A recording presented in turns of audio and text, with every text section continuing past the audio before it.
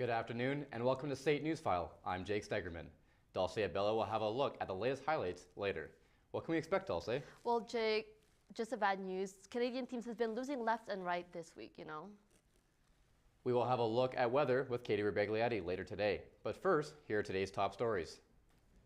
Alberta NDP is calling on the UCP to take rapid action after reports surfaced that thousands of ambulances have been left unattended every month in Calgary since July. According to the data, just under 10,000 shifts were vacant in the city from January to October of 2022. Alberta Health Services said it handled 30% more 911 calls than usual and recruited paramedics from countries such as Australia to increase staffing levels.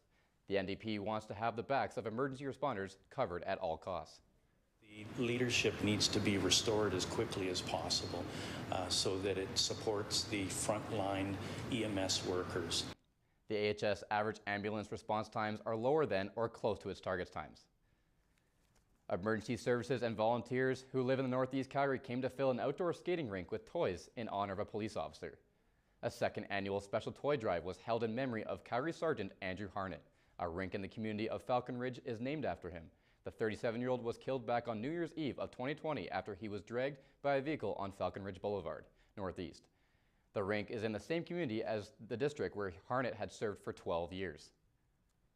After a two-year absence, the Stuff a Bus event is back, with demand for food being as high as it near the Christmas holidays. The turnout for the event was higher than usual. Noah Adler reports from the McLeod Trail Co-op.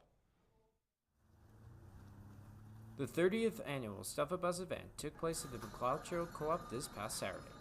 This has been the first time in over 2 years that the event had taken place in person due to the COVID-19 pandemic shutting it down. The event has also welcomed back more than 250 volunteers who helped make the event a success. I think it was an opportunity from my cousin Carmen, who's a Calgary Transit bus driver. He thought it would be a great thing for our family to do, so all the extended cousins and kids, and we all get out and do some good for the city. Shauna Oxton, who is the head of communications for the Calgary Food Bank, says that the event works closely with Calgary Transit and Calgary Co-op, and it also gives people an opportunity to give back to the community and help kickstart the given season. Stuff a Bus is an annual event that we do for the Calgary Food Bank, and that we work closely with Calgary Transit and Calgary Co-op to provide an opportunity for people to donate and sort of launch off the giving season. The Stuff a Bus event has been helping communities in Calgary for 30 years. However, with the inflation crisis and as we approach the Christmas season, the demand for food is at an all-time high, which is why this year it has brought a much bigger turnout than in previous years. The fall and the Christmas season traditionally is our busiest time of year, but currently we are seeing some unprecedented amounts of people that are coming to the food bank. The need for support at the food bank this time of the year is crucial, but with the client increase that the food bank has seen, the demand is much higher for help to make the season of giving a success. I find that there's more activity, there's more energy around the events. The food bank really needs the help with the increase in the clients that we have. So these events, I think, are really close to people's hearts. If you want to find a way to help families in need this holiday season, contact the Calgary Food Bank at 403-253-2055. For SAIT Newsfile, I'm Noah Adler. Oh, the weather outside is frightful and sure isn't delightful. With the winter weather hitting with full force, proper winter clothing is a must-have. Charities like the Mustard Seed are always in need of extra winter clothes. Brendan Donald braved the cold and went down to find out more. How was it, Brendan? Well, Jake, I'm sure glad I had my winter coat during these freezing days. But for so many people out there, getting a new winter coat or just proper winter wear is just not feasible. But charities like the Mustard Seed are making sure that people are still able to stay warm during these times. The Mustard Seed is asking if you have any old winter coats and other winter gear that you don't use anymore to bring them to any Mustard Seed location so that someone else might be able to use them. Yeah, I mean, as much as we can, we try to get people inside. We have an outreach team who goes out into encampments and into various areas, bringing warm clothes, access to services for people, just to make sure that people are safe. You don't have to be outside for very long right now to run into real danger. So Jake, if you have any extra winter wear that you don't use anymore, why not give it to someone who could use it? That was Brendan Donald reporting live from the newsroom. TC Energy Corporation said it recovered just under 3,000 barrels of oil and water from a creek after the Keystone pipeline spilled last week. Vacuum trucks and crews are working to place several booms downstream of the oil-filled spill. TC Energy says the oil has not yet entered the containment area. They said it will cooperate with regulators and begin a full investigation into the cause of the oil leak. The Keystone pipeline system is closed with no set date to restart. Those are today's top stories. We'll have your full forecast after the break. But first, Katie Rebagliati has a look at what's going on in Calgary this week. Looking for dinner and a show? Go watch The Elves and the Shoemaker at the Stage West Theatre, running from now till Christmas Eve. Tickets are starting at $38. With Christmas and cats, life can't get any better. Head down to the Regal Cat Cafe to get your photos with Santa this weekend. It is almost time for the Nutcracker to come alive. The Alberta Ballet will be putting on their annual show of the Nutcracker, running from now till Christmas Eve at the Jubilee Auditorium. Tickets are starting at $65. The Calgary Public Central Library is a winter wonderland, where you can watch free movie screenings of your favorite holiday movies and drink hot cocoa from now till December 18th. If you want to brighten up your holiday season, head to the Calgary Zoo for Zoo Lights. It will be running from now till January 8th. Adult tickets are just $21. Welcome back to SAIT Newsfile. I hope I can brighten up your day as much as Zoo Lights will. But what's not looking so bright is our weather here on the west side. So on the west side of the country in Vancouver, it is the warmest, but as we push more to central Canada, we are having a cold front happening. We do have a low pressure system in Regina, as they do have some snow showers.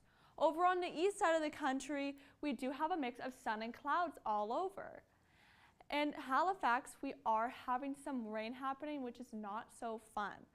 But in Toronto and Montreal, we do have that sun peeking through, which we love. If you're not looking to have some snow or rain in your lives, let's take a look at our resorts and enjoy the nice warm weather.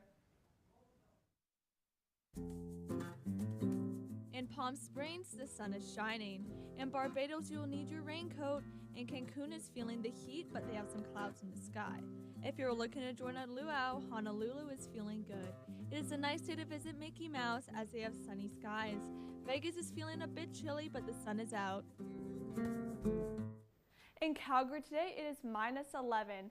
And we do have some partly cloudy skies, so we are going to have some sun peeking through, but we have a 9 km/h wind coming from the southwest. Up next, we are going to have some more clouds in our skies, which is probably going to come with some more snow. Alberta has some inconsistent temperatures happening. We do have some really cold temperatures happening in Medicine Hat, but we do have that sun peeking through in southern Alberta. And Banff, it's not looking too bad at -7, so it won't be too bad to go on a hike or do whatever you please. Now, if we want to take a look at our 5-day forecast for Calgary, we are going to have some snow happening tonight, but tomorrow we are going to have some clouds. Then as we get into the weekend, we will have some nice sun peeking through. But on Sunday, we will have that temperature drop, which will continue. Up next, after the break, we're going to have Dulce with our hottest, latest sports highlights.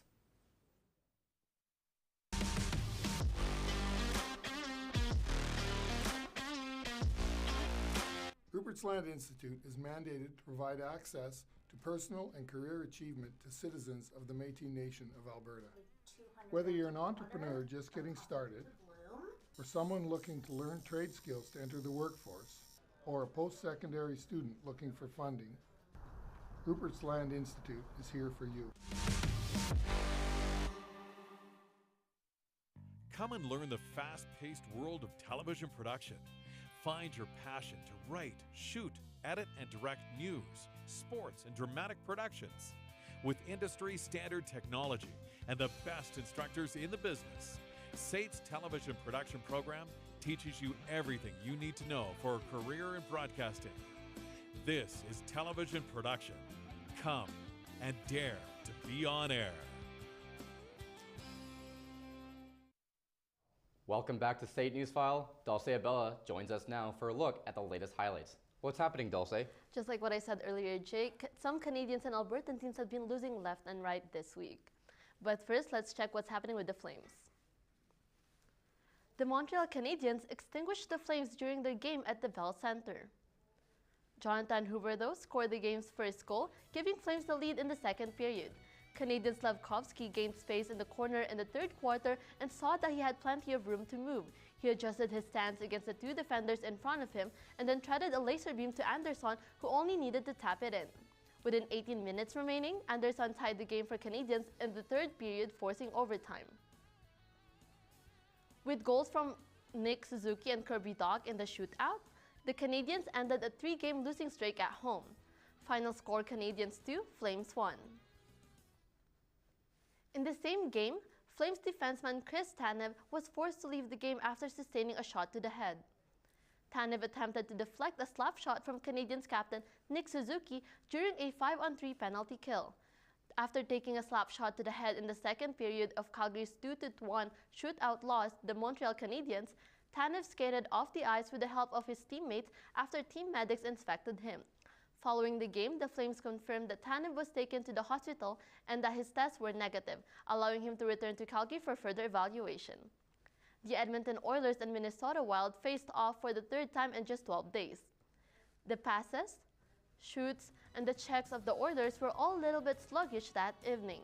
The Oilers conceded the game's opening goal to Matt Boldy, who sent a pass from Kirill Kaprizov into the back of the net on the power play.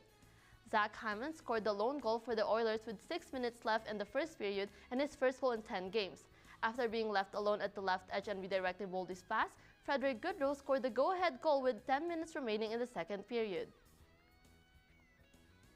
And with that, the Minnesota Wild beat the Oilers 2-1. The Oilers now head to Nashville to face the Predators Thursday.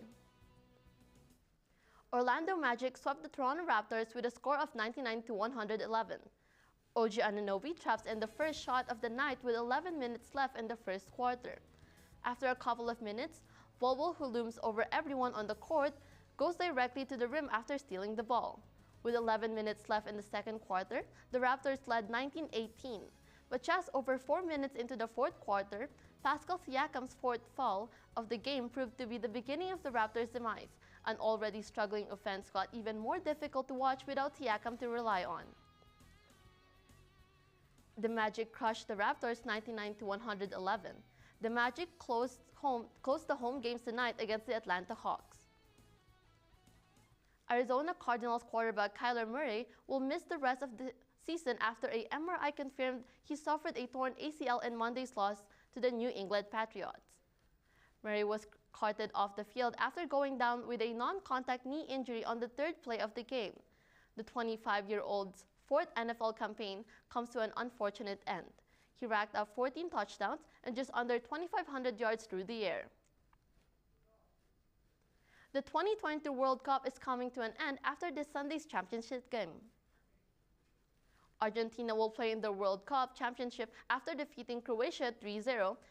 After Argentina and Croatia's match yesterday, the focus shifts to today's second semifinal, which pits France against Morocco.